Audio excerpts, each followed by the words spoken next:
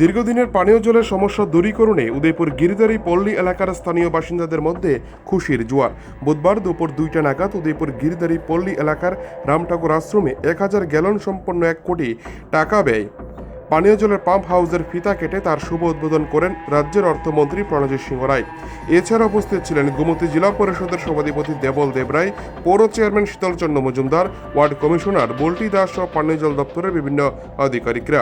এদিনের pump house উদ্বোধনের অনুষ্ঠানে ভাষণ রাখতে গিয়ে অর্থমন্ত্রী বলেন, বিগত 2008 সালে বাম সরকারের মন্ত্রী থেকে শুরু করে আধিকারিকদের বহুবার বলা হয়েছিল এলাকায় যাতে একটু উন্নত মানের জলের পাম্প বসানো হয়, কিন্তু সেই সময় কোনো কথা কর্ণপাত করেনি তৎকালীন বাম সরকার। পরবর্তী সময় 2013 সালে বিধেয়ক হওয়ার পর এ রাজ্যে বিধানসভাতে এ নিয়ে জোরালো প্রস্তাব তোলা হয়, কিন্তু তারপরেও এই রামঠাকুর আশ্রমে জলের কোনো ধরনের মেশিন বসানো হয়নি। একটা সময় হরিয়ানন্দ স্কুলের পাশে সেই সময় জলের পাম্প বসানো হলেও সে পানীয় জলের কোনো ধরনের গ্রহণযোগ্যতাও ছিল না। এর ফলে সমস্যায় পড়তে হয়েছে এলাকাবাসীদেরকে। কিন্তু বর্তমান সরকার 2018 সালে ক্ষমতায় এসে গোটা উদয়পুরের বিভিন্ন জায়গায় সাধারণ মানুষের এই ধরনের সমস্যা জানতে পেরে পানীয় জলের ব্যবস্থা করেন। একই সাথে আজকের দিনে দাঁড়িয়ে রাজারবাগ, ছনবন ও রামঠাকুর আশ্রমে এই পানীয় জলের ব্যবস্থা করার ফলে এলাকাবাসীদের মধ্যে ব্যাপক উৎসাহ উদ্দীপনা। মন্ত্রী বলেন, আজ মোট 3টি পাম্প হাউসের উদ্বোধন করা হয়েছে, তাতে করে সাধারণ মানুষ এবার পানীয় জলের সমস্যা থেকে নিস্তার পাবে। গোটা অনুষ্ঠানকে কেন্দ্র করে উদয়পুর গিরিদারি পল্লী এলাকার সাধারণ মানুষের উপস্থিতি ছিল সারা জাগানো। পানীয় জলের সমস্যা শুধু আজকে নতুন নয়, সারা উদয়পুরের এই পুরো এলাকা, আমি দূরে যাচ্ছি না, এটা পানীয় জলের বিভিন্ন গলিতে এই সমস্যা দীর্ঘদিন ছিল। আজকে 3য় নাম্বার যে পানীয় জলের আমরা আজকে শুভ উদ্বোধন করেছি। কোথাও 180 পরিবার, কোথাও 160 পরিবার, কোথাও এখানে 190 পরিবার, 96 পরিবার।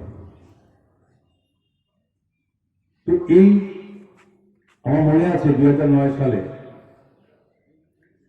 আমি যখন বিভিন্ন এলাকায় যাই, বিশেষ করে রাজারবাগ এবং ছন্দন এরিয়াতে পানীয় জলে এমন অবস্থা ছিল যে অনেক বাড়িতে পানীয় জল যায় না। অনেক গভীরে মাটি খুঁড়ে ম্যানাইট, মানে মানুষের থেকে বেশি আইতে মাটি খুঁড়ে করে অনেক বাড়িতে কিছু কিছু জলের ব্যবস্থা করতে পারে। তৎকালীন সময় না আমি বিধায়ক ছিলাম, না আমাদের সরকারে ছিল। 2013 সালে বিধায়ক হওয়ার পরে কিছু কিছু সমস্যা আমরা এটা করার সুযোগ পেয়েছি, এবং আজকের দিনে দীর্ঘ 6 বছর সরকার আছে, এবং এই সময়ের মধ্যে কিছু কিছু সমস্যা ওই জায়গাগুলোকে মেটানো হয়েছে। কোথাও ওভারের ট্যাঙ্ক করে দেওয়া হয়েছে, কোথাও বিভিন্নভাবে জলের কোনো ব্যবস্থা করে দেওয়া হয়েছে, কিন্তু পার্মানেন্ট সলিউশন আমরা সেভাবে করতে পারিনি।